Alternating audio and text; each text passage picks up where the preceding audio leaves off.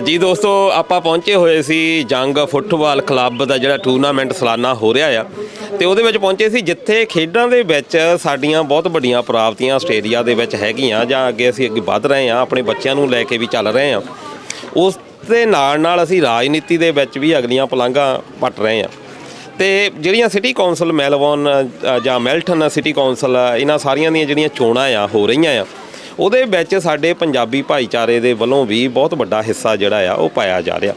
ਤੇ ਸਾਡੇ ਲਈ ਬੜੀ ਖੁਸ਼ੀ ਦੀ ਗੱਲ ਆ ਕਿ ਇਸ ਟੂਰਨਾਮੈਂਟ ਦੇ ਨਾਲ ਸਾਡੀ ਮੁਲਾਕਾਤ ਸਰਦਾਰ ਮਨਦੀਪ ਸਿੰਘ ਜੀ ਉਹਨਾਂ ਦੇ ਨਾਲ ਹੋਈ ਆ, ਤੇ ਉਹਨਾਂ ਦੇ ਨਾਲ ਆਪਾਂ ਗੱਲ ਜਿਹੜੀ ਕਰਾਂਗੇ। ਤੇ ਸਭ ਤੋਂ ਪਹਿਲਾਂ ਵਾਹਿਗੁਰੂ ਜੀ ਕਾ ਖਾਲਸਾ, ਵਾਹਿਗੁਰੂ ਜੀ ਕੀ ਫਤਿਹ ਜੀ। ਪਹਿਲਾਂ ਬਹੁਤ ਬਹੁਤ ਧੰਨਵਾਦ ਤੁਹਾਡਾ ਜੀ, ਇੰਡੀਆ TV ਵਾਲਿਆ। ਤੁਸੀਂ ਜਿਹੜੇ ਬ੍ਰਿਸਬੇਨ ਤੋਂ ਦੂਰ ਪਹੁੰਚੇ ਜੇ ਇਹ ਆਪਣੇ ਜੰਗ ਆਪਣੇ ਕਲੱਬ ਨੂੰ ਕਵਰ ਕਰਨ ਵਾਸਤੇ, ਬੜੀ ਬਹੁਤ ਵੱਡੀ ਗੱਲ ਆ। ਨਹੀਂ ਤਾਂ ਇੱਥੇ ਲੋਕਲੀ ਸਾਡੇ ਚੈਨਲ ਅੱਗੇ ਉਹ ਵੀ ਨਹੀਂ ਪਹੁੰਚਿਆ ਜੀ ਲਾਓ ਸਾਹਿਬ ਨੇ, ਤੁਸੀਂ ਬ੍ਰਿਸਬੇਨ ਸਾਡੇ ਕੋਲ ਇੱਥੇ ਆ ਗਏ ਜੇ। ਪਹਿਲਾਂ ਤੁਹਾਨੂੰ ਜੀ ਆਇਆਂ ਨੂੰ ਬਹੁਤ ਬਹੁਤ ਜੀ, ਤੇ ਬਹੁਤ ਬਹੁਤ ਧੰਨਵਾਦ ਸਰਦਾਰ ਮਨਦੀਪ ਸਿੰਘ ਜੀ।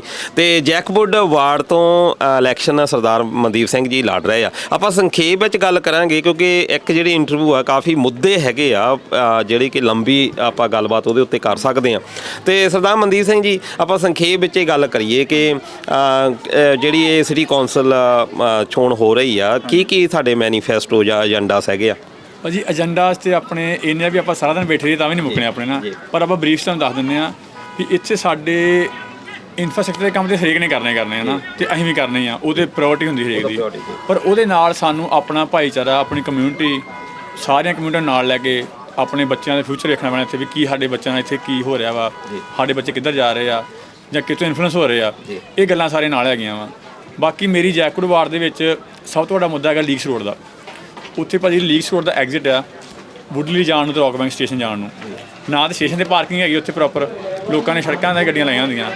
ਉਹਦਾ ਐਗਜ਼ਿਟ ਆ ਲੀਕਸ ਰੋਡ ਦਾ, ਜਿੱਥੋਂ ਆਪਾਂ ਰਾਈਟ ਟਰਨ ਲੈਣਾ ਵਾ, ਉੱਥੇ 10-10 ਮਿੰਟ 20 ਮਿੰਟ ਬੰਦੇ ਵੇਟ ਕਰਦੇ ਸਾਰੇ। ਉੱਥੇ ਐਵਰੀ ਵੀਕ ਦੇ 2 ਐਕਸੀਡੈਂਟ ਐਵਰੇਜ ਆ।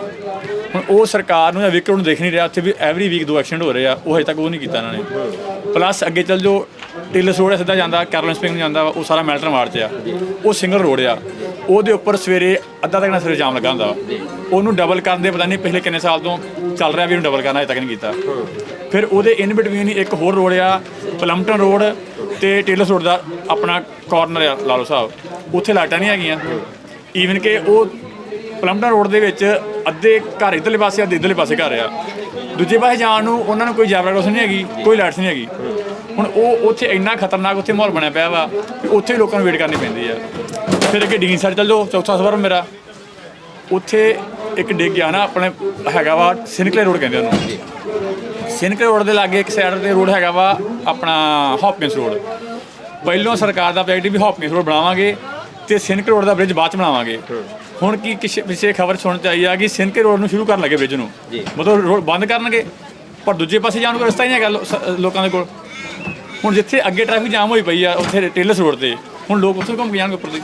ਉਹ ਮਤਲਬ ਇੱਕ ਹਿਸਾਬ ਦਾ ਇਹਨਾਂ ਨੇ ਉਹ ਜੇ ਬ੍ਰਿਜ ਸ਼ੁਰੂ ਕਰਤਾ ਸਿਨਕੇ ਰੋਡ ਦਾ, ਅਤੇ ਹੌਪਕਿੰਸ ਰੋਡ ਪਹਿਲਾਂ ਨਾ ਸ਼ੁਰੂ ਕੀਤਾ, ਉੱਥੇ ਐਡਾ ਕੁ ਵੱਡਾ ਉੱਥੇ ਮਤਲਬ ਇੱਕ ਸਕੈਮ ਦਾ ਲਾ ਲਓ ਸਕੈਂਡਲ ਹੋਣਾ ਉੱਥੇ ਨਾ, ਲੋਕ ਮਤਲਬ ਜਿਹੜੀ ਉਹ ਦੋਵਾਂ ਪਾਸੇ ਵੰਡੇ ਜਾਣੇ ਲੋਕ, ਨਾ ਉੱਧਰ ਉੱਧਰ ਜਾ ਸਕਦਾ, ਉੱਧਰ ਉੱਧਰ ਜਾ ਸਕਦਾ। ਇਹ 4 ਮੁੱਦੇ ਬੜੇ ਮੇਜਰ ਆ। ਬਾਕੀ ਪਾਰਕਾਂ ਹੈਗੀਆਂ, ਹਾਲੇ ਤੱਕ ਡੀਸੈਂਟ ਪਾਰਕਾਂ ਨਹੀਂ ਬਣੀਆਂ ਜਿਹੜੀਆਂ ਡਿਵੈਲਪਰਾਂ ਨੇ ਤਿਆਰ ਕਰਨੀਆਂ ਹੁੰਦੀਆਂ, ਉਹ 'ਚ ਵੀ ਕੌਂਸਲ ਦੀ ਰਿਸਪੌਂਸਿਬਿਲਿਟੀ ਬਣਦੀ ਹੈ ਪਾਰਕਾਂ ਬਣਾਉਣਾ।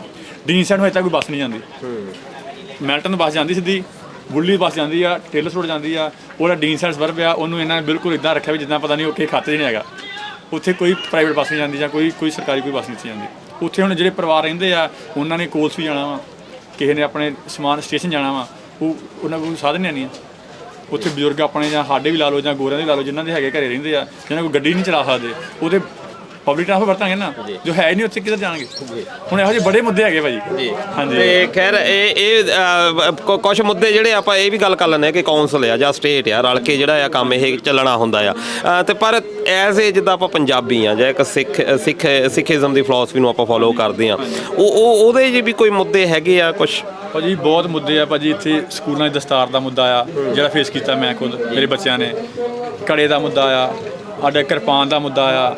ਈਵਨ ਕਿ ਹੁਣ ਜਿਹੜਾ ਡਰਾਮਾ ਚੱਲ ਰਿਹਾ LGBTQ ਦਾ, ਇਹ ਬਹੁਤ ਇੱਥੇ ਸਾਰੇ ਡਰਾਮਾ ਚੱਲ ਰਿਹਾ ਜੀ।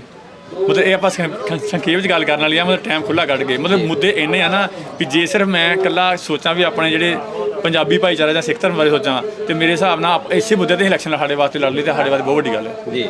ਕਿਉਂਕਿ ਸਾਰੇ ਮੁੱਦੇ ਹੀ ਚੁੱਕਦੇ ਸਾਰੇ ਜਾਣੇ ਜੀ ਡਰਦੇ ਆ ਕਈ ਵੀ ਨਹੀਂ ਪਤਾ ਨਹੀਂ ਕੀ ਹੋ ਗਿਆ ਯਾਰ ਜਿਹੜੀ ਚੀਜ਼ ਹੈਗੀ ਆ ਹੁਣ ਸਾਡਾ ਤੇ ਇੱਥੇ ਜੰਮਣ ਮਰਨ ਇੱਥੇ ਹੀ ਇੱਕ ਹਿਸਾਬ ਦਾ ਜੇ ਅਸੀਂ ਆਪਣੇ ਬੱਚੇ ਨਾ ਸੰਭਾਲੇ ਇਹ ਤੋਂ ਨਾ ਚੀਜ਼ਾਂ ਬਚਾਇਆ ਤੇ ਫਿਰ ਕਾਹਦੀਆਂ ਸਾਡੀਆਂ ਸਰਦਾਰੀਆਂ ਦੇ ਕਾਹਦੇ ਸਾਡੇ ਮੁੜ ਕੇ ਫਿਰ ਸਾਡੇ ਸਿੱਖੀਦਾਂ ਰਹਿ ਗਏ ਬਿਲਕੁਲ ਤੇ ਕਿੱਦਾਂ ਦਾ ਕਮਿਊਨਿਟੀ ਤੋਂ ਹੁੰਗਾਰਾ ਮਿਲੇ ਤੁਹਾਨੂੰ ਭਾਜੀ ਕਮਿਊਨਿਟੀ ਤੋਂ ਬਹੁਤ ਵਧੀਆ ਹੰਗਾਰਾ ਮਿਲ ਰਿਹਾ ਵਾ ਈਵਨ ਕਿ ਆਪਾਂ ਜਦੋਂ ਗੋਰਿਆਂ ਨੂੰ ਮਿਲਦੇ ਆ ਇੱਥੇ ਆਪਣੇ ਬੜੇ ਭਾਈਚਾਰੇ ਹੋਰ ਨੂੰ ਮਿਲੇ ਜਿੱਦਾਂ ਹਨਾ ਆਪਣੇ ਇੱਥੇ ਮੋਲਟੀਜ਼ ਹੈਗੇ ਆ ਔਜ਼ੀ ਹੈਗੇ ਆ ਮਤਲਬ ਉਹ ਵੀ ਜਦੋਂ ਉਹਨਾਂ ਨਾਲ ਗੱਲਬਾਤ ਕਰਦੇ ਆ ਨਾ ਉਹ ਕਹਿੰਦੇ ਵੀ ਤੁਸੀਂ ਐਪਰੀਸ਼ੀਏਟ ਕਰਦੇ ਵੀ ਤੁਸੀਂ ਆਹ ਵਾਲੇ ਮੁੱਦਿਆਂ ਨੂੰ ਸਮਝ ਰਹੇ ਜੇ ਵੀ ਜੋ ਆ ਨਿਊ ਵਰਲਡ ਆਰਡਰ ਦਾ ਡਰਾਮਾ ਚੱਲ ਰਿਹਾ ਇੱਥੇ ਨਾ ਕੋਵਿਡ ਤੋਂ ਬਾਅਦ ਵੀ ਤੁਸੀਂ ਇਹ ਚੀਜ਼ ਨੂੰ ਸਮਝਦੇ ਆ ਤੇ ਉਹ ਸਾਡਾ ਸਾਥ ਦੇ ਰਹੇ ਆ ਬਹੁਤ ਵਧੀਆ ਹੰਗਾਰਾ ਮਿਲ ਰਿਹਾ ਭਾਜੀ ਜੀ ਤੇ ਸਾਡੀਆਂ ਸ਼ੁਭ ਸ਼ਾਮਾਂ ਤੁਹਾਡੇ ਨਾਲ ਆ ਕਿਉਂਕਿ ਇੱਥੇ ਸਾਰਾ ਖੇਡਾਂ ਦਾ ਮਾਹੌਲ ਜਿਹੜਾ ਆ ਬਣਿਆ ਹੋਇਆ ਬੜੀਆਂ ਗੰਭੀਰ ਜਿਹੜੀਆਂ ਇਹਨਾਂ ਉੱਤੇ ਚਰਚਾ ਕਰਨੀਆਂ ਬਣਦੀਆਂ ਤੇ ਜਿਹੜੇ ਭਾਜੀ ਨੇ ਮੁੱਦੇ ਚੱਕੇ ਆ ਮੈਨੂੰ ਲੱਗਦਾ ਕਿ ਹਰ ਕੋਈ ਬੰਦਾ ਇਹਨਾਂ ਮੁੱਦਿਆਂ ਦੇ ਬਾਰੇ ਜਾਣਦਾ ਆ ਪਰ ਖੁੱਲ੍ਹ ਕੇ ਗੱਲ ਕਰਨ ਤੋਂ ਜਿੱਦਾਂ ਉਹਨਾਂ ਨੇ ਕਿਹਾ ਕਿ ਥੋੜ੍ਹੀ ਜਿਹੀ ਝਿਜਕ ਜਿਹੜੀ ਹੈਗੀ ਆ ਇੱਕ ਤਰੀਕੇ ਦੇ ਨਾਲ ਇਹ ਜਿਹੜੀਆਂ ਚੋਣਾਂ ਆ ਇਹਦੇ ਵਿੱਚ ਇੱਕ ਆਵਾਜ਼ ਜਿਹੜੀ ਆ ਆਪਣੀ ਗੁੰਜਾਉਣੀ